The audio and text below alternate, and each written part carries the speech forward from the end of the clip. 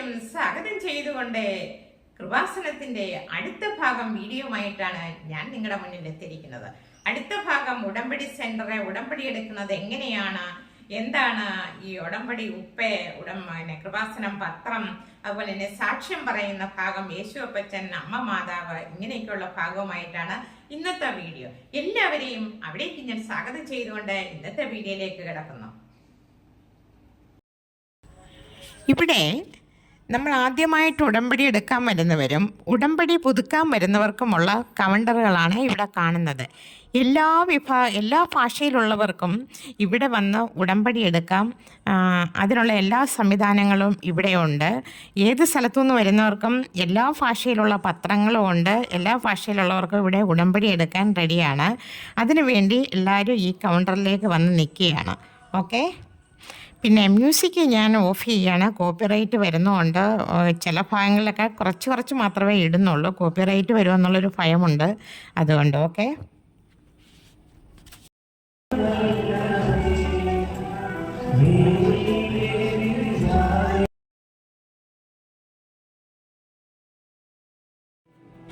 ഈ കാണുന്നത് ഇവിടെ ആദ്യമായിട്ട് അമ്മ മാതാവിൻ്റെ പാദസ്പർശമേറ്റ സ്ഥലമെന്നാണ് പറയുന്നത്. ഓക്കെ,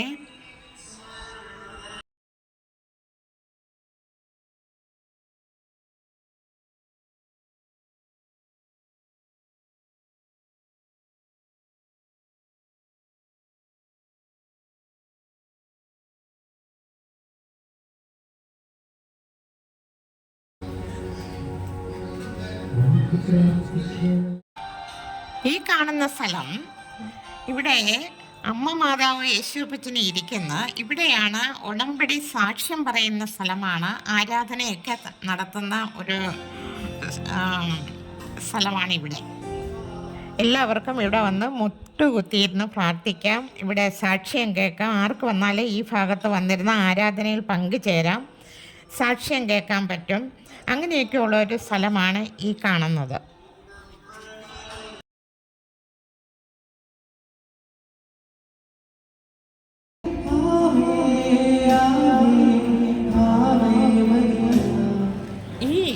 കാണുന്ന ഇവിടെയാണ് എല്ലാവരും ഉടമ്പടി എടുത്തവർ മാതാവിന് കൊണ്ടുവന്ന് ഉടമ്പടി സമർപ്പിക്കുന്നത്.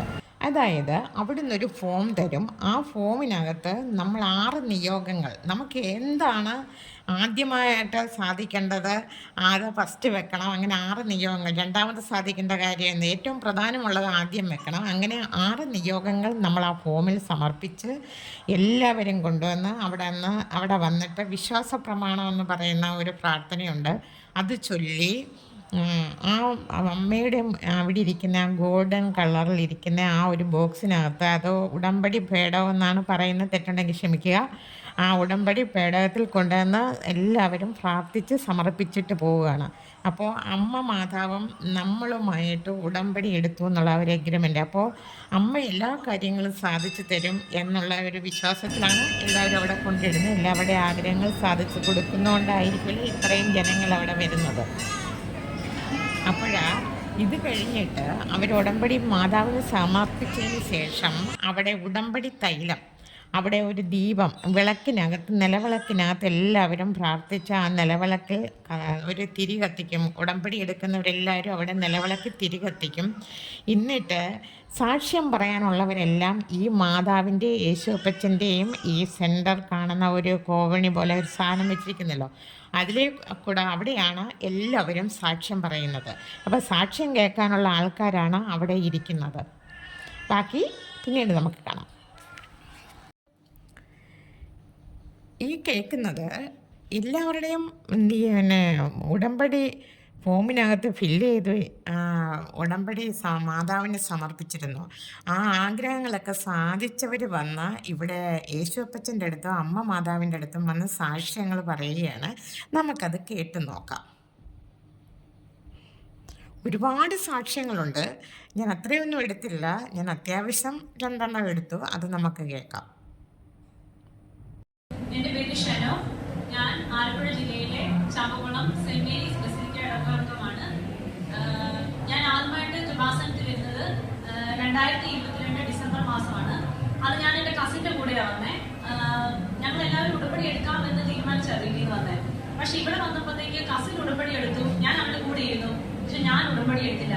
കാരണം എനിക്ക് കൃപാസനത്തിൽ ഈ പ്രൊസീജിയർ എല്ലാം കണ്ടപ്പോഴും പിന്നെ പത്രത്തിലെ കാര്യം ചോദിച്ചത് ഏതാണ്ട് ഒരു ബിസിനസ് പോലെ എനിക്ക് തോന്നിയത്. കാരണം പൊതുവെ നമ്മള് യൂത്തിൽ ഇങ്ങനെയാണല്ലോ, നമുക്ക് നേരിട്ട് കണ്ടാലേ നമ്മൾ വിശ്വസിക്കത്തുള്ളൂ. ഞാനും അങ്ങനെയായിരുന്നു, എനിക്ക് വിശ്വാസമില്ലായിരുന്നു. ഞാൻ അമ്മയെ കൃപാസനമ്മയെ അവഹേളിക്കുന്ന രീതിയിൽ ഞാൻ വീട്ടിൽ ചെന്ന് ഞാൻ പറഞ്ഞു, അമ്മ എന്റെ വീട്ടിൽ ചെന്ന് എന്റെ അമ്മയോട് പറഞ്ഞു അതൊരു ബിസിനസ് ആണെന്നാണ് തോന്നുന്നത്. എന്റെ കസിൻ മാത്രം എടുത്തു, ഞാൻ എടുത്തില്ല. ഞാൻ തിരിച്ച് ട്രിവാൻഡ്രത്ത് പോയി. ഞാൻ ട്രിവാൻഡ്രത്ത് ഗവൺമെന്റ് എക്സാമിന് വേണ്ടി പ്രിപ്പയർ ചെയ്തുകൊണ്ടിരിക്കുവായിരുന്നു.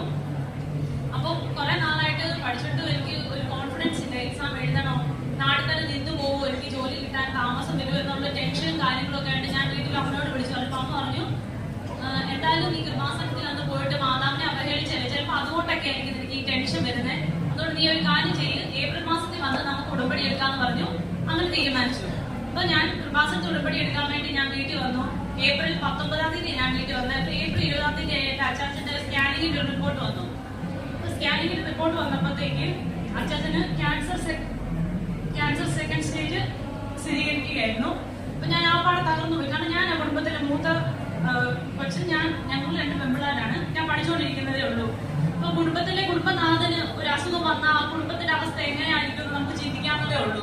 അപ്പൊ ക്യാൻസർ പോലുള്ള ഒരു അസുഖമൊക്കെ വന്നാൽ അതിന്റെ ചികിത്സയ്ക്കും കാര്യത്തിനൊക്കെ ഒത്തിരി സാമ്പത്തികമായും നമുക്ക് ആവശ്യമുണ്ടെന്ന് അറിയാം. പക്ഷെ എനിക്കറിയത്തില്ല. ഞാൻ എടുക്കുന്നത് ഞാൻ പറഞ്ഞു, അമ്മ ഞാൻ പോയി അച്ചാച്ചനെ അമ്മയെ ഞങ്ങൾ കുടുംബമായിട്ട് ഇവിടെ വന്ന് ഉടമ്പടി എടുത്തു. ഞാൻ ഉടമ്പടിയിൽ ആദ്യത്തെ നിയോഗം വെച്ച് എന്റെ അച്ചാച്ചന്റെ ഈ ക്യാൻസർ അസുഖം പൂർണ്ണമായി മാറ്റി തരണമെന്നും ഓപ്പറേഷൻ വിജയിപ്പിക്കണമെന്നുമായിരുന്നു. അച്ചാച്ചന് ഒരു മേജർ സർജറിയെ പറഞ്ഞ് 4-നായിരുന്നു ക്യാൻസർ, സെക്കൻഡ് സ്റ്റേജ് ആയിട്ട് 12 മണിക്കൂർ നീണ്ടു നിൽക്കുന്ന ഒരു സർജറി ആയിരുന്നു. അപ്പം സർജറി കഴിഞ്ഞ് അച്ചാച്ചനെ ചിലപ്പോൾ കോംപ്ലിക്കേഷൻസ് കൂടുതലാക്കി അതുകൊണ്ട് വെന്റിലേറ്ററിലേക്ക് ഷിഫ്റ്റ് ചെയ്യണമെന്ന് പറഞ്ഞു. അപ്പൊ ഞാൻ അച്ചാച്ചൻ ഓപ്പറേഷൻ പോകുന്നതിന് മുന്നേ ഉടമ്പടി തൈലം കൊണ്ട് അച്ചാച്ചന്റെ നെറ്റിയിൽ കുരിശ് വരയ്ക്കുകയും കാശുരൂപം അച്ചാച്ചന് മുത്തിക്കുകയും ചെയ്തു. അതിന്റെ ഫലമായിട്ട് അച്ചാച്ചൻ കോംപ്ലിക്കേഷൻ ഒന്നും ഇല്ലാതെ സർജറി സക്സസ്ഫുൾ ആവുകയും അച്ചാച്ചൻ പഴയ സ്ഥിതിയിലേക്ക് ഇപ്പം വരികയും ചെയ്തു. കാരണം നാവിന് സർജറി ചെയ്തുകൊണ്ട് ചിലപ്പോൾ സംസാരിക്കാനൊക്കെ ബുദ്ധിമുട്ട് വരുമെന്ന് പറഞ്ഞു. പക്ഷെ അതൊന്നുമില്ല, അച്ചാച്ചൻ ഇപ്പൊ സംസാരിക്കുന്നുണ്ട്. എന്റെ അമ്മ മാതാവിന് ഞാൻ നന്ദി പറയുന്നു. കാരണം ഇതായിരുന്നു എന്റെ ആദ്യത്തെ ഉടമ്പടിയിൽ ഞാൻ ആത്മായി വെച്ച നിയോഗം ഇതായിരുന്നു. എനിക്കിനി പറയാനുള്ള സാക്ഷ്യമാണ്. എന്നെ ആ വിശ്വാസമില്ലായ്മയിൽ നിന്നും ഇന്ന് നിങ്ങളുടെ മുൻപിൽ മാതാവിന്റെ സന്നിധിയിൽ നിന്ന് ഈ സാക്ഷ്യം പറയാൻ ഒരുക്കിയിരിക്കുന്നത് ആ അനുഗ്രഹമാണ്. ഞാൻ കഴിഞ്ഞ 1.5 വർഷമായിട്ട് US പോകാൻ വേണ്ടി ട്രൈ ചെയ്യുന്നുണ്ടായിരുന്നു. അപ്പൊ ആദ്യത്തെ ഉടമ്പടിയിൽ ഈ നിയോഗം വെച്ചെങ്കിലും അച്ചാച്ചന് വേണ്ടിയാണ് മെയിൻലി പ്രാർത്ഥിച്ചത്. അപ്പൊ ഞാൻ എന്നെ ഇതെന്ന് വെച്ചാൽ ഉടമ്പടിയിലായിരിക്കണമല്ലോ. അപ്പൊ ഞാൻ 90 ദിവസം കഴിഞ്ഞ് ഉടമ്പടി 2ാമത് പുതുക്കി അതിൽ എന്റെ ഈ കാര്യം വെച്ചിട്ട് ഞാൻ എനിക്ക് വേണ്ടി അന്ന് തൊട്ടാ പ്രാർത്ഥിക്കാൻ തുടങ്ങിയത്. അപ്പൊ അതിന് ഫലമായിട്ട് 2ാമത് ഉടമ്പടി എടുത്തു കഴിഞ്ഞ് 1 മാസത്തിനുള്ളിൽ തന്നെ എനിക്ക് യൂണിവേഴ്സിറ്റിയിൽ നിന്ന് ഞാൻ 3 യൂണിവേഴ്സിറ്റിയിലോട്ട് അപ്ലൈ ചെയ്ത് ആ 3 യൂണിവേഴ്സിറ്റിയിൽ നിന്ന് എനിക്ക് ഓഫർ ലെറ്റർ വന്നു. എനിക്കതിൽ ഏറ്റവും ഇഷ്ടം ഞാൻ മനസ്സിൽ വിചാരിച്ച യൂണിവേഴ്സിറ്റിയിൽ നിന്ന് തന്നെ ഞാൻ ആദ്യം തന്നെ അഡ്മിഷൻ എടുത്തു. അപ്പൊ അത് കഴിഞ്ഞിട്ട് പിന്നെ വരുന്ന ഡോക്യുമെന്റ് I-20 എന്ന് പറഞ്ഞ ഡോക്യുമെന്റ് അത് ഒരു 2 ആഴ്ചയ്ക്കുള്ളിൽ തന്നെ എനിക്ക് കിട്ടി. പക്ഷെ നമുക്ക് US പോകാൻ നമുക്ക് ഏറ്റവും വലിയ കാര്യം പറഞ്ഞാൽ നമുക്ക് വിസ ഇന്റർവ്യൂ ഉണ്ട്. അത് നമ്മൾ പോയി ഇൻ പേഴ്സൺ അവിടെ പോയി നമ്മൾ അറ്റൻഡ് ചെയ്ത് പാസ് ആയപ്പോൾ നമുക്ക് പോകാൻ പറ്റുള്ളൂ. അപ്പൊ ഞാൻ നവംബർ തൊട്ട് ജനുവരിയിലേക്ക് പോകാൻ വേണ്ടിയായിരുന്നു. നവംബർ തൊട്ട് ഞാൻ വിസ ഇന്റർവ്യൂ ഡേറ്റ് ഷെഡ്യൂൾ ചെയ്യാൻ ഞാൻ തന്നെയാണ് നോക്കിക്കൊണ്ടിരുന്നത്. അപ്പം ആദ്യത്തെ മാസം നവംബർ കഴിഞ്ഞു പോയി, ഡിസംബർ പകുതിയായിട്ടും എനിക്ക് ഡേറ്റ് കിട്ടുന്നില്ല. പക്ഷെ എന്റെ ഏജൻസിയിൽ എന്റെ കൂടെ ഉള്ള ചില കുട്ടികൾക്ക് എന്റെ കൂടെ പോകാൻ നിൽക്കുന്നവർക്കൊക്കെ ഡേറ്റ് കിട്ടി. അപ്പൊ അത് ഓർത്തപ്പോൾ എനിക്ക് ഒത്തിരി വിഷമമായി. ഞാൻ അപ്പം കൃപാസനത്തിൽ വന്ന് ജോസഫ് അച്ഛനെ കാണാൻ വേണ്ടി വന്നു. അപ്പൊ അച്ഛനെ അടുത്ത് വന്നപ്പോഴത്തേക്ക് അച്ഛൻ ഇങ്ങനെ എന്റെ ശിരസ കൈവച്ചിട്ട് പറഞ്ഞു, പ്രാർത്ഥിച്ചിട്ടുണ്ട് നടക്കുമെന്ന് പറഞ്ഞു. പക്ഷെ അച്ഛൻ ഡേറ്റും കാര്യങ്ങളും ഒന്നും സ്പെസിഫൈ ചെയ്തില്ല. അപ്പത്തേക്ക് തന്നെ ഞാൻ വന്നപ്പോഴത്തേക്ക് തന്നെ ഡിസംബർ അവസാനമായി. ജനുവരി 8-ന് കയറി 8ന്റെ ക്ലാസ്സിന് എനിക്ക് ജനുവരി കയറി പോകണം. അപ്പൊ അത് നടക്കത്തില്ലെന്ന് മനസ്സിലായതുകൊണ്ട് ഞങ്ങൾ അടുത്ത ഇന്ത്യക്ക് അതായത് മെയിൽക്ക് വേണ്ടി തയ്യാറാക്കാൻ തുടങ്ങി. അപ്പൊ ഞാൻ ഈ വട്ടം ഞാൻ തന്നെയാണ് ഡേറ്റ് നോക്കിയതുകൊണ്ട് ഞാൻ ഈ വട്ടം മെയിലത്തേക്ക് വേണ്ടി ഞാൻ ഏജൻസിയാണ് ഏൽപ്പിച്ചത്. ജനുവരി കഴിഞ്ഞു പോയി, ഫെബ്രുവരി ആയി, മാർച്ച് ആയി, ഏപ്രിൽ ആയി, മെയ്യും ആയി. എന്നിട്ടും എനിക്ക് ഡേറ്റ് കിട്ടിയില്ല. കൂടെ ഉണ്ടായിരുന്നവർക്കെല്ലാം ഡേറ്റ് കിട്ടി, അവരെല്ലാം കയറിപ്പോയി യൂണിവേഴ്സിറ്റി പഠിത്തവും തുടങ്ങി. അപ്പൊ എനിക്ക് ഒത്തിരി വിഷമമായി പോയി. ഞാൻ കൃപാസനത്തിൽ വന്ന് ഉടമ്പടി എടുത്തിട്ടും എനിക്കിത് പറ്റില്ലല്ലോ എന്നോർത്ത് ഭയങ്കര വിഷമമായി. ഞാൻ 2ാമത് ഉടമ്പടി പുതുക്കി കഴിഞ്ഞിട്ട് ഞാൻ ഓർത്ത് ദൈവമേ ഇന്ന് നടക്കുമെന്ന് ഓർത്തൊരു ടെൻഷൻ കൊണ്ട് ഞാൻ എന്റെ വീട്ടിൽ അമ്മയോട് അമ്മ പറഞ്ഞു, നീ ഒരു കാര്യം ചെയ്യും, അച്ഛൻ പറയുന്നത് കേട്ടിട്ടില്ലേ, 1ാമത്തെ 2ാമത്തെ അല്ലായിരിക്കും, ചിലപ്പോ നിന്റെ സമയം നിനക്ക് 3ാമത് പുതുക്കുമ്പോഴായിരിക്കും എന്ന് പറഞ്ഞ് ഞാൻ 3ാമത് ഉടമ്പടി പുതുക്കി. 3ാമത്തെ ഉടമ്പടി പുതുക്കി കഴിഞ്ഞപ്പോഴാണ് ഞാൻ കുറെ എന്റെ വിശ്വാസ ജീവിതത്തിൽ ഞാൻ കുറെ വ്യത്യാസങ്ങൾ വരുത്താൻ തുടങ്ങിയത്. ശനി ഞാനും പള്ളിയിൽ പോയിക്കൊണ്ടിരുന്ന ഞാൻ സ്കൂട്ടിക്കാണ് പോയിക്കൊണ്ടിരിക്കുന്നത്. അപ്പൊ ഞാൻ എന്നാ ഓർത്തെന്ന് വെച്ചാൽ എല്ലാ ദിവസവും ഇനി രാവിലെ 6-ന്റെ കുർബാനയ്ക്ക് വീട്ടിൽ നിന്ന് 5:30 ആകുമ്പോൾ ഇറങ്ങണം. ഞാനും അമ്മയും കൂടെ നടന്നു പോകാൻ വേണ്ടി തീരുമാനിച്ചു. അന്ന് തൊട്ട് ഞാൻ എല്ലാ ദിവസവും രാവിലെ പള്ളിയിൽ പോകാൻ തുടങ്ങി. രാവിലെ 4 മണിക്ക് എണീച്ച് കൊന്തയും ചെല്ലിയിട്ടാണ് ഞാൻ പോകുന്നത്. അതുപോലെ തന്നെ ആദ്യമേ കൃപാസന പത്രം കൊടുക്കാൻ ഭയങ്കര മടിയായിരുന്നു. ആരെങ്കിലും ഇല്ലാത്ത പത്രം നോക്കി ബാഗിനകത്തുനിന്ന് എടുത്ത് കൊടുക്കുമായിരുന്നു. അത് ഞാൻ മാറ്റിയിട്ട് മെഡിക്കൽ കോളേജിലും പിന്നെ ചങ്ങനാശ്ശേരി ബസ് സ്റ്റാൻഡിലും ഒക്കെ കൊണ്ട് കൊടുക്കാൻ തുടങ്ങി. പിന്നെ അതിന്റെയൊക്കെ വ്യത്യാസം കാണുമെന്ന് വിചാരിച്ചിരുന്നിട്ടും മെയിലിലേക്കുള്ള ഡേറ്റും എനിക്ക് കിട്ടുന്നില്ല. അപ്പൊ ഞാൻ ആ പാടെ തകർന്നു പോയി. ഞാനിവിടെ ഒന്നുകൂടെ കൃപാസനത്തിൽ വന്ന് ഞാൻ മാതാവിന്റെ അവിടെ ഇരിക്കുന്ന രൂപത്തിന് മുന്നിൽ ഇങ്ങനെ കൈവച്ച് പ്രാർത്ഥിച്ചു, എനിക്ക് എന്തെങ്കിലും ഒരു സൈൻ തരണം. കാരണം മെയിലിലേക്ക് വേണ്ടി ഇനി തയ്യാറാക്കണോ, ഇനി യുഎസിൽ നിന്ന് മാറി ഇനി വേറെ രാജ്യം നോക്കണം. കാരണം എന്റെ ഏജൻസി പറഞ്ഞു ഇപ്പൊ 2ാമത്തെ വട്ടമല്ലേ, ഇനിയൊക്കെ ഇന്റർവ്യൂവിന് ഡേറ്റ് കിട്ടിയാലും ചിലപ്പോൾ റിജക്ഷനേ ചാൻസ് ഉള്ളൂ എന്നൊക്കെ പറഞ്ഞുകൊണ്ട് ഞാനിപ്പോ മാതാവിനോട് പറഞ്ഞു, മാതാവ് ഞാൻ ഇനി രാജ്യം മാറ്റണം, ഇനി വേറെ വല്ല രാജ്യം നോക്കണോ എന്ന് പ്രാർത്ഥിച്ചപ്പോൾ മാതാവ് പറഞ്ഞു വേണ്ട, ഇതുകൊണ്ട് തന്നെ പോട്ടെ എന്നുള്ള പോസിറ്റീവായിട്ടൊരു സൈൻ എനിക്ക് തരുന്നത്. അപ്പൊ ഞാൻ മെയ് 1-ാം തീയതി ഇവിടെ വന്നേ. മെയ് 15-നാണ് എനിക്ക് മെയിലെ ക്ലാസ് തുടങ്ങുന്നത്. അപ്പൊ അതും ഞാൻ ഡെഫർമെന്റ് വെച്ചു. അടുത്തത് ഇനി ഓഗസ്റ്റിലേക്ക്. അപ്പൊ ഞാൻ ഓർത്തു ഇത് ലാസ്റ്റ് അറ്റംപ്റ്റ്, ഇനി ഞാൻ നോക്കത്തില്ല, ഇത് എന്റെ ലാസ്റ്റ് അറ്റംപ്റ്റ് വേണം. നമുക്ക് ഒരു യൂണിവേഴ്സിറ്റി 3 വട്ടം ഡെഫർമെന്റ് വെക്കാൻ പറ്റത്തുള്ളൂ. അപ്പൊ ഞാൻ ഓർത്തു ഇത് ലാസ്റ്റ് അറ്റംപ്റ്റ്, ഇല്ലെങ്കിൽ ഞാൻ പോകുന്നില്ല, നാട്ടിൽ തന്നെ ജോലി നോക്കാം എന്ന് തീരുമാനിച്ചിരിക്കുകയായിരുന്നു. അത് കഴിഞ്ഞിട്ട് ഞാൻ 3ാമത്തെ ഉടമ്പടി നല്ല രീതിയിൽ പൊക്കോണ്ടിരുന്നിട്ട് ഇവിടുന്ന് മെയ് 1 കഴിഞ്ഞ് വീട്ടിൽ ചെന്നിട്ട് ഞാൻ ഇങ്ങനെ പ്രാർത്ഥിച്ചുകൊണ്ടിരുന്നിട്ടും ഒരനക്കവും ഓഗസ്റ്റിലേക്ക് വേണ്ടിയുള്ളതാണെങ്കിൽ പോലും ഒരനക്കവും എനിക്ക് നടക്കുന്നില്ല. അപ്പൊ ഞാൻ ഒരു ദിവസം ചൊവ്വാഴ്ച ഞാൻ അച്ഛന്റെ ഞാൻ കൂടിക്കൊണ്ടിരുന്നപ്പോഴത്തേക്ക് ഇങ്ങനെ അച്ഛൻ പറഞ്ഞു, ഈ കടബാധ്യതയുള്ളൊരു ചേട്ടൻ, ആ ചേട്ടൻ ഓഫീസിൽ നിന്ന് ഉച്ചയ്ക്ക് ലീവ് എടുത്തിട്ട് എന്നാ ചെയ്യണമെന്ന് അറിയാതെ അച്ഛൻ ആ ചേട്ടൻ കൃപാസനത്തിൽ വന്ന് ഇരുന്നെന്ന് പറഞ്ഞു. അപ്പൊ ഞാനും അമ്മയോട് പറഞ്ഞു, വീട്ടിൽ എനിക്ക് ഇരിക്കാൻ പറ്റുന്നില്ല, ഞാൻ ഡിപ്രഷൻ സ്റ്റേജിലോട്ടായി, വീട്ടിൽ നിന്ന് പുറത്തിറങ്ങാൻ പറ്റുന്നില്ല, ആൾക്കാരെ ഫേസ് ചെയ്യാൻ പറ്റുന്നില്ല, എളുപ്പം പള്ളിയിൽ പോവുക, എളുപ്പം വരിക, ആരോടും സംസാരിക്കുന്നില്ല, ആ ഒരു രീതിയിലോട്ടായി. അപ്പൊ ഞാൻ ഓർത്തപ്പം ബുധനാഴ്ച മാതാവിന്റെ ദിവസമല്ലേ, എന്നാൽ ഞാൻ ബുധനാഴ്ച രാവിലെ വരാം. എന്നാൽ ജൂൺ 19-ാം തീയതി ഞാൻ കൃപാസനത്തിൽ വന്നു. ഞാൻ ആ സൈഡിലായിട്ടായിരുന്നത്, ആ അന്തോണീസ് പുണ്യാളുടെ താഴെയായിട്ടായിരുന്നത്. അപ്പൊ ഞാൻ നോക്കുമ്പോൾ ഫ്രണ്ടിലൊക്കെ ഒത്തിരി ആന്റിമാർ. അപ്പൊ ഞാൻ അവിടെ ഇരുന്നിട്ട് ഞാൻ പൊട്ടി അങ്ങ് കരഞ്ഞു. കണ്ടിട്ട് ഞാൻ പറഞ്ഞു, മാതാവേ ഇത്രയും വിശ്വാസത്തോടെ നിൽക്കുന്ന എന്നെ നീ പരീക്ഷിക്കുവാണോ എന്ന് ഞാൻ ചോദിച്ചു. കാരണം സാക്ഷ്യത്തിൽ കേൾക്കുന്നുണ്ട്, ഉടമ്പടി നേരെ ഫോളോ ചെയ്യാത്തവർക്ക് വേണ്ടി വരെ മാതാവത്തിന് അനുഗ്രഹം കൊടുക്കുന്നു, എന്നിട്ടും എനിക്ക് തന്നില്ലല്ലോ തൊട്ട് ഞാൻ പൊട്ടിക്കരഞ്ഞു. അപ്പൊ എന്റെ കാഴ്ച കണ്ട് ഇപ്പറ ഇരുന്നൊരു കൊച്ചാകുന്നു, അവരും ഉടനെ അവന്റെ ബാഗിൽ നിന്ന് കൊന്തയൊക്കെ എടുത്ത് കൊന്തയെല്ലാം തുടങ്ങി. ഞാൻ കാണാൻ അതുപോലെ ഞാൻ ഒത്തിരി കരഞ്ഞു. എന്നിട്ട് ഞാൻ ഇങ്ങനെ പ്രാർത്ഥിച്ചുകൊണ്ടിരുന്നപ്പോ എന്റെ മനസ്സിൽ ഇങ്ങനെ നീല പോലെ തോന്നി. അപ്പൊ ഞാൻ അവിടെ വെച്ച് ഞാൻ ഒരു പ്രതിജ്ഞ എടുത്തു, എനിക്ക് ഇന്റർവ്യൂവിന് ഡേറ്റ് കിട്ടുവാണെങ്കിൽ ഞാൻ ആ ഇന്റർവ്യൂ സാധാരണ ഫോമൽ ഡ്രസ്സിൽ വേണം പോയി അറ്റൻഡ് ചെയ്യാൻ. ഞാൻ പറഞ്ഞു ഒരു നീല ഉടുപ്പിട്ടോണ്ട് പോകും എന്ന് പറഞ്ഞു. എന്റെ കയ്യിലുള്ള ആ പറഞ്ഞ നീല കളറിലൊരു ഉടുപ്പിതായിരുന്നു. ഞാൻ ഈ ഇത് തന്നെ ഇട്ടുകൊണ്ട് പോകാന്ന് പറഞ്ഞു. ഞാൻ അന്ന് ജൂൺ 19-ാം തീയതി ഞാൻ വീട്ടിൽ ചെന്ന് ഉച്ചയായി. ഞാൻ രാവിലെ ഇവിടുന്ന് ഇറങ്ങിയിട്ട് ഉച്ച കഴിഞ്ഞപ്പോഴത്തേക്ക് ഞാൻ വീട്ടിൽ ചെന്നേ. നെറ്റ് ഓൺ ആക്കി ഇച്ചിരി നേരം കഴിഞ്ഞപ്പോഴത്തേക്ക് 8 മാസമായിട്ട് എനിക്ക് കിട്ടാത്ത ആ വിസ ഇന്റർവ്യൂവിന്റെ കൺഫർമേഷൻ എനിക്ക് അന്ന് കിട്ടുമായിരുന്നു.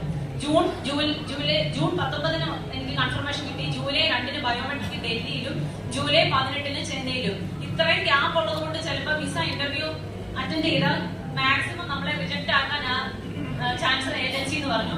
പക്ഷെ എന്നാലും ഞാൻ ഉടമ്പടി കാശ് രൂപവും പിന്നെ വെഞ്ചിരിച്ച ഉപ്പും കൊണ്ടാണ് ഞാൻ പോയത്.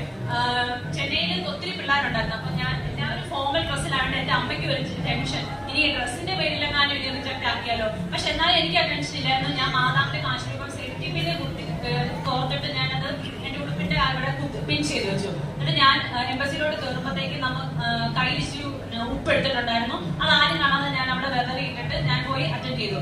എന്റെ ഫ്രണ്ടിൽ നിന്ന് 2 പേരെ വിസ ഓഫീസർ റിജക്ട് ചെയ്തു. അപ്പൊ എനിക്ക് ഒത്തിരി ടെൻഷനായി. പക്ഷെ ഞാൻ എന്റെ ടേൺ വന്നപ്പോ മാതാവേന്ന് വിളിച്ച് ഞാൻ പാസ് ആക്കണോ ഫെയിൽ ആക്കണോ അങ്ങനെയൊന്നും അല്ല. ഞാൻ പറഞ്ഞു, മാതാവേ നിന്റെ സന്നിധിയിൽ വന്ന് എനിക്ക് സാക്ഷ്യം പറയണം, അത്ര മാത്രമേ ഞാൻ പ്രാർത്ഥിച്ചു. ഞാൻ നിന്നെ പാസ് ആക്കണമെന്ന് പറഞ്ഞില്ല. അതിന്റെ ഫലമായിട്ട് എന്നോട് 3 ക്വസ്റ്റ്യൻ ചോദിച്ചോളൂ. ആ 3 ക്വസ്റ്റ്യൻ ഞാൻ പ്രിപ്പയർ ചെയ്തേ. ഏത് യൂണിവേഴ്സിറ്റി, ബിടെക്കിന് എത്ര മാർക്ക് ഉണ്ടായിരുന്നു, എന്തുകൊണ്ട് ഈ യൂണിവേഴ്സിറ്റി എടുത്തു, ഈ 3 ക്വസ്റ്റ്യൻ മാത്രം ചോദിച്ചു. അല്ലാതെ എന്റെ ഗ്യാപ്പിനെ കുറിച്ചോ അല്ലാതെ എന്തുകൊണ്ട് എത്ര താമസിച്ചു അങ്ങനത്തെ ക്വസ്റ്റ്യൻ ഒന്നും ചോദിച്ചില്ല. ഞാൻ പാസ്സായി, ഞാൻ പുറത്തു വന്നു. അതുകൊണ്ട് എനിക്ക് കഴിഞ്ഞ ദിവസം വിസ കൈ കിട്ടി. ഞാൻ നാളെ ഓഗസ്റ്റ് 7-ാം തീയതി ഉച്ച കഴിഞ്ഞ് 3:20-ന് കൊച്ചിയിൽ നിന്ന് ഫ്ലൈറ്റ് ആണ്. ഇതാണ് എന്റെ ജീവിതത്തെ എനിക്ക് ഏറ്റവും കൂടുതൽ ഈ കൃപാസന മാതാവിനെ അവഹേളിച്ചു പോയ ഞാൻ നിങ്ങളുടെ മുന്നിൽ വന്ന് ഈ സാക്ഷ്യം പറയാൻ മാതാവ് ഒരിക്കലും ഞാൻ ഒത്തിരി നന്ദി പറയുന്നു. ഇത് മാത്രമല്ല, കുറെ അനുഗ്രഹങ്ങൾ എനിക്ക് കിട്ടിയിട്ടുണ്ട്. അതിലെ ചെറിയൊരു ഇതെന്ന് പറഞ്ഞാൽ എക്സ്പയറി ഡേറ്റ് കഴിഞ്ഞ ഒരു ക്രീം ഞാൻ കൈ തേച്ചു. കയ്യിലാണ് തേച്ചു. പക്ഷെ അത് ഞാൻ കൈ മുഖത്ത് കണ്ടൊക്കെ പിടിക്കുന്നതിന്റെ ഇതായിട്ടായിരിക്കും മുഖം മൊത്തം ഇങ്ങനെ പാമ്പിന്റെ സ്കെയിൽ ഇളകുന്ന പോലെ എന്റെ സ്കിൻ മൊത്തം സ്കെയിൽ ഇളകാൻ തുടങ്ങി. കയ്യിലുള്ളതായി മുഖത്തുമായി. കാരണം മുഖത്ത് അങ്ങനെ ആയതുകൊണ്ട് പുറത്തോട്ടൊന്നും ഇറങ്ങാൻ പറ്റാതെ. അപ്പൊ ഞാൻ ഡെർമറ്റോളജിസ്റ്റിനെ പോയി കാണിച്ചു. പോയി മരുന്നൊക്കെ തന്നു. കുറെ 10,000 രൂപയ്ക്ക് മരുന്ന് തന്നു. അതെല്ലാം കഴിച്ചു. അപ്പം കുറയും, പിന്നെ അത് ഇതാകും. അത് കഴിഞ്ഞിട്ട് രണ്ടാമതേ ഡെർമറ്റോളജിസ്റ്റിന് അടുത്ത് പോയി ഞാനിങ്ങനെ കളിയാക്കി ഒരു പ്രാവശ്യം ഞാനിങ്ങനെ പറഞ്ഞു, ദൈവത്തെ വിളിച്ചു, മാതാവിനെ വിളിച്ചു, എന്നിട്ട് നടക്കുന്നില്ല, ഡോക്ടറിന് എന്തെങ്കിലും പറ്റുമോ, ഇനി ഡോക്ടർ ഒന്ന് ചെയ്യാൻ ഞാനിങ്ങനെ ചുമ്മാ പറഞ്ഞു. പക്ഷെ ഡോക്ടർ ഒന്ന് മരുന്ന് കഴിച്ച് അന്ന് കുറഞ്ഞു. പിറ്റേ ദിവസം ആ സമയമാകുമ്പോ പിന്നെ എനിക്ക് ചോദിച്ചില്ല. കൈ മൊത്തം രാത്രി കിടക്കുമ്പോ അറിയത്തില്ലല്ലോ ചോറിന്ന്. പിറ്റേ ദിവസം രാവിലെ എനിക്കിപ്പോ ഇങ്ങനെ മൊത്തം ഇങ്ങനെ അപ്പം പോലെ മൊത്തം ഇങ്ങനെ ചുമന്ന് പോകും. അത് കഴിഞ്ഞിട്ട് ഞാൻ മാതാവിനോട് എന്റെ മനസ്സിൽ തോന്നിച്ചു, ഞാൻ ഇനി ഡോക്ടറിനോട് ചുമ്മാ അങ്ങനെ പറഞ്ഞതിന്റെ ഫലമായിരിക്കും എന്ന് പറഞ്ഞിട്ട് ഞാൻ രാത്രി കൃപാസനം രാത്രിയിലെ സന്ധ്യപ്രാർത്ഥന കഴിഞ്ഞിട്ട് ഇങ്ങനെ മാതാവിനോട് എന്റെ തെറ്റുകൊണ്ട് വന്നുപോയത് ഞാൻ അറിയാണ്ട് പറഞ്ഞു പോയതാ. ഞാൻ മാതാവിന്റെ എണ്ണ തേച്ചത് ഫലമായി രണ്ട് മൂന്ന് പ്രാട്ടം കുരിശുവരെ വന്നിട്ട് തേച്ചതിന്റെ ഫലമായി പിന്നെ എനിക്കത് വന്നിട്ടില്ല. ഇതൊക്കെയാണ് മാതാവിന്റെ ജീവിതത്തിൽ നടത്തി തന്ന അനുഗ്രഹങ്ങള്. ഞാൻ ചെയ്ത പ്രേക്ഷിത പ്രവർത്തനം എന്ന് പറഞ്ഞാൽ ഞാൻ നിങ്ങളോട് പറഞ്ഞല്ലോ, പത്രം കൊടുക്കാനായിരുന്നു എനിക്ക് ഏറ്റവും വലിയ മടി. ഞാൻ ബാഗിനകത്ത് ഇങ്ങനെ പൂഴ്ത്തി വെച്ചിട്ട് ആരും ഇല്ലാതെ ആരും ശ്രദ്ധിക്കുന്നില്ലെന്ന് കാണുമ്പോൾ ഞാനൊരു തുറന്നു കൊടുക്കും. അത് ഞാൻ മാറ്റി എല്ലാവർക്കും കാണുക, എല്ലാവർക്കും കൊടുത്തു. പ്രത്യേകിച്ച് ഞാൻ ഞങ്ങളുടെ പ്രായത്തിലുള്ളവരെ സ്ത്രീകളെ ഞാൻ പുരുഷന്മാർക്കായിരുന്നു കൊടുക്കുന്നത്. കാരണം നമ്മൾ സ്ത്രീകൾക്ക് കൂടുതൽ വിശ്വാസം വരാൻ ചാൻസ്. പക്ഷെ ആൺപിള്ളേർക്ക് കൊടുക്കുമ്പോൾ അവർക്കായിരിക്കും ഇച്ചിരി പാട്. അപ്പൊ ഞാൻ അവരെ തന്നെ ഇങ്ങനെ ഫോക്കസ് ചെയ്ത് ഞാൻ അവർക്ക് തന്നെ കൊടുക്കാൻ തുടങ്ങി. പിന്നെ കൊന്ത ചെല്ലുന്ന ദിവസം കൊന്ത ചെല്ലാൻ തുടങ്ങി. ബൈബിൾ വായന അത് മുടങ്ങാതെ ചെല്ലാൻ തുടങ്ങി. പിന്നെ കൃപാസനത്തിലെ ചൊവ്വാഴ്ചത്തെ ധ്യാനം എനിക്ക് ഭയങ്കര പാടായിരുന്നു കൂടെ. കാരണം 2 മണിക്കൂർ ഉണ്ടല്ലോ. ഞാൻ അത് ഇന്ന് ചെല്ലാനും അത് കൂടാനും പ്രാർത്ഥിക്കാനും തുടങ്ങി. ഇതൊക്കെയാണ് അമ്മ മാതാവ് എന്റെ ജീവിതത്തിൽ നടത്തി തന്ന അനുഗ്രഹങ്ങൾ.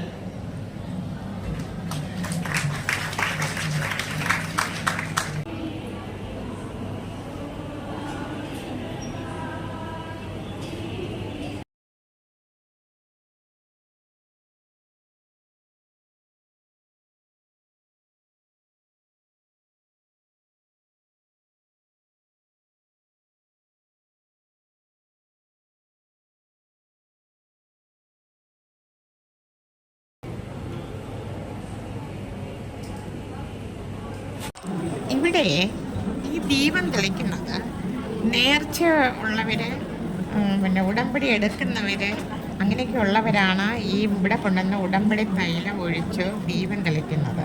ആ ദീപത്തിൽ നിന്ന് ആ ഉടമ്പടി തൈലം എല്ലാവർക്കും, തലവേദനയുള്ളവർക്കും ബോഡി പെയിൻ ഉള്ളവർക്ക് എല്ലാവർക്കും ഈ തൈലം അപ്ലൈ ചെയ്ത് കഴിഞ്ഞാൽ എല്ലാ വേദനകളും പോകുമെന്നാണ് പറയുന്നത്. വളരെയധികം ശക്തിയേറിയ ഒരു നേർച്ച വസ്തുവാണ് ഉടമ്പടി തൈലം, ഉടമ്പടി ഉപ്പ്, ഉടമ്പടി കാശുരൂപം എന്നൊക്കെ പറയുന്നത്. അപ്പോൾ ഓരോരുത്തരും ഇവിടെ വന്ന് ഈ തൈലം തൊട്ട് അവർക്ക് വേദനയുള്ള ഭാഗത്തൊക്കെ അപ്ലൈ ചെയ്യുന്നതാണ് നമ്മളിവിടെ കാണുന്നത്.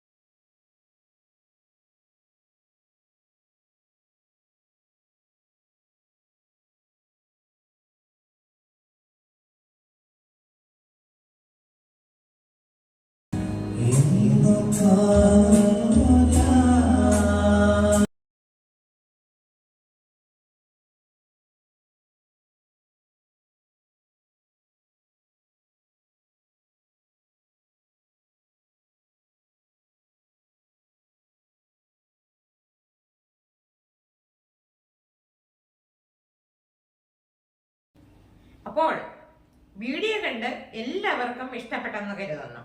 അപ്പോൾ ഉടമ്പടി എടുക്കുന്നത് എങ്ങനെയാണ്, ഉടമ്പടി പത്രം, ഉടമ്പടി കാശുരൂപം, ഉടമ്പടി ഉപ്പ്, ഉടമ്പടി തേയില, അങ്ങനെ നേർച്ച വസ്തുക്കളൊക്കെ സാധാരണക്കാർ ചെന്നാൽ അവിടെ നിന്ന് കിട്ടില്ല.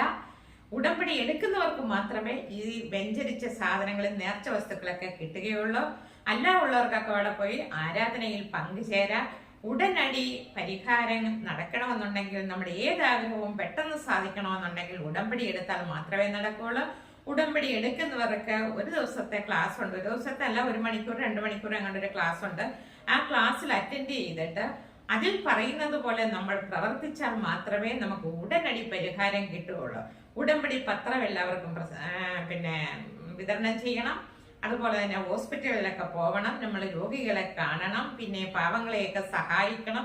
ഇത് മാത്രമാണ് പറയുന്നത്. പിന്നെ വെളുപ്പിനെ 5 മണിക്ക് നീലത്തിരി 5:30 നീലത്തിരി കത്തിച്ച് പ്രാർത്ഥിക്കണം. 2 മിനിറ്റോ 1 മിനിറ്റോ അങ്ങാണ്ട്. പിന്നെ വൈകിട്ട് ഹിന്ദുക്കളാണെങ്കിൽ ഹിന്ദുക്കളുടെ പ്രാർത്ഥന കഴിഞ്ഞതിന് ശേഷം പച്ചത്തിരി കത്തിച്ച് ഒരു 2 മിനിറ്റ് അങ്ങോട്ട് പ്രാർത്ഥിക്കണം. ഇത്രയും ഒക്കെ ചെയ്താൽ മാത്രമേ ഉടനടി പരിഹാരം കിട്ടുള്ളൂ. ഇത് ചെയ്യാത്തവർക്ക് ഈ പറയുന്ന പോലെ പരിഹാരം കിട്ടുമെന്ന് പറയുന്നില്ല. എല്ലാവരും പറയുന്നത് ഇങ്ങനെയൊക്കെ ചെയ്താൽ മാത്രമേ കിട്ടുള്ളൂ എന്നാണ്. അതിൽ താല്പര്യമുള്ളവർക്ക് ഉടമ്പടി എടുത്ത് പ്രാർത്ഥിച്ചാൽ ഏത് നടക്കാത്ത കാര്യവും സാധിക്കുമെന്നാണ്. അതുപോലെ തന്നെ അവിടുത്തെ ഒരു കാശ് രൂപമുണ്ട്. ആ കാശ് രൂപവും ഉപ്പും കൊണ്ടുപോയി ഏത് ജോലിയും എന്ത് നടക്കാത്ത കാര്യങ്ങളും സാധിക്കുമെന്നാണ് പറയുന്നത്.